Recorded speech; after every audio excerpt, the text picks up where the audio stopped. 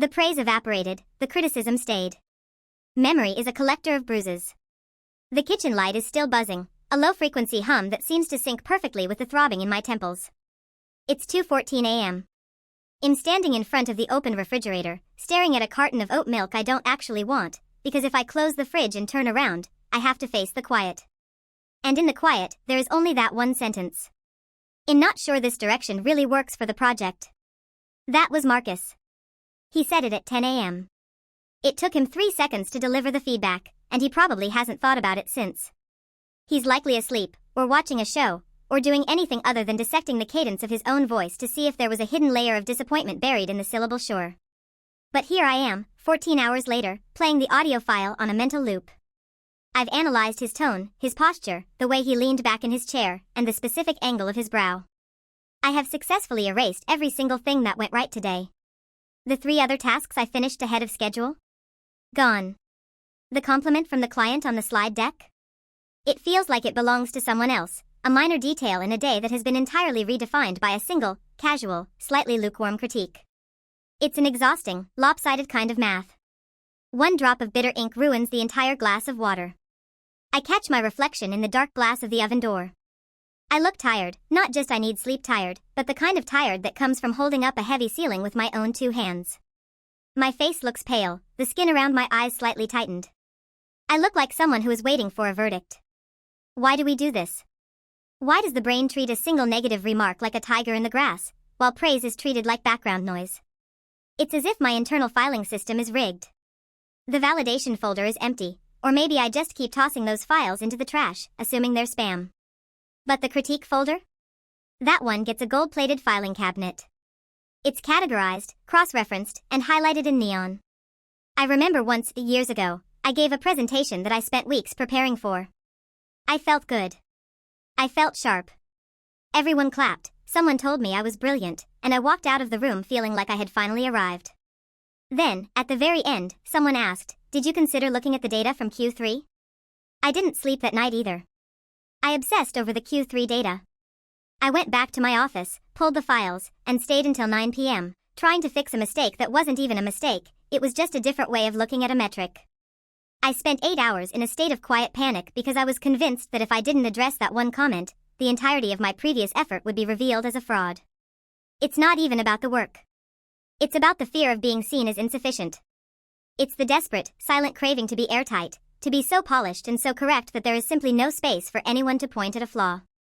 If I can be perfect, I can be safe. That's the lie, isn't it? If I can just control the narrative, if I can just preempt every possible criticism, then I won't have to deal with the sting of being human. But humans aren't airtight. We are porous. We leak. I finally close the fridge. The hum stops, replaced by the heavy silence of the apartment. I walk back to the bedroom, my footsteps feeling loud on the hardwood. I think about the people I know who seem immune to this, the ones who laugh off a correction, the ones who hear a critique and treat it like a piece of data rather than a character assassination. I envy them, but I also find them slightly baffling. How do they just let it go? How do they not see the loose thread? I sit on the edge of the bed and pick up my phone. I scroll through emails, looking for someone else to validate me, looking for a good job or an "I appreciate your hard work" to push out the memory of Marcus' voice. It's a pathetic, hungry little ritual. I am begging the world to tell me I'm okay, even though I'm the one holding the gavel. I know I'll wake up tomorrow and the sting will be slightly duller.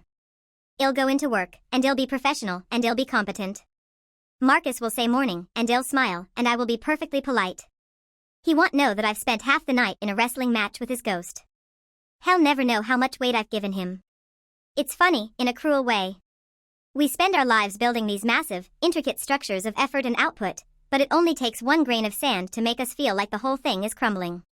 We are our own strictest auditors, staring at the ledger with magnifying glasses, hunting for the 1 cent that doesn't balance, completely ignoring the mountain of gold sitting right next to it. I lie down and pull the blanket up to my chin. My brain is still racing, searching for a way to rewrite today, looking for a way to go back and say something clever, something that would have made Marcus realize I knew what I was doing. But the day is gone. It's locked in the past, forever stained by the thing I couldn't ignore.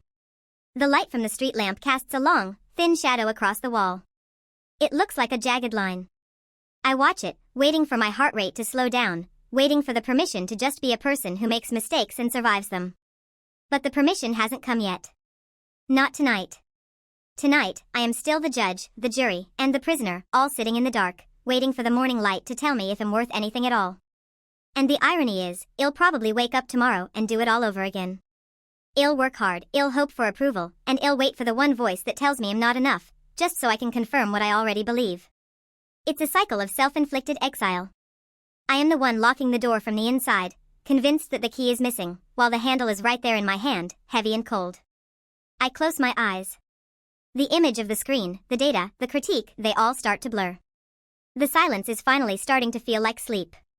But even in the half-light of exhaustion, I know. I know that tomorrow, I will be searching for another reason to doubt myself. And I will find it. I always do.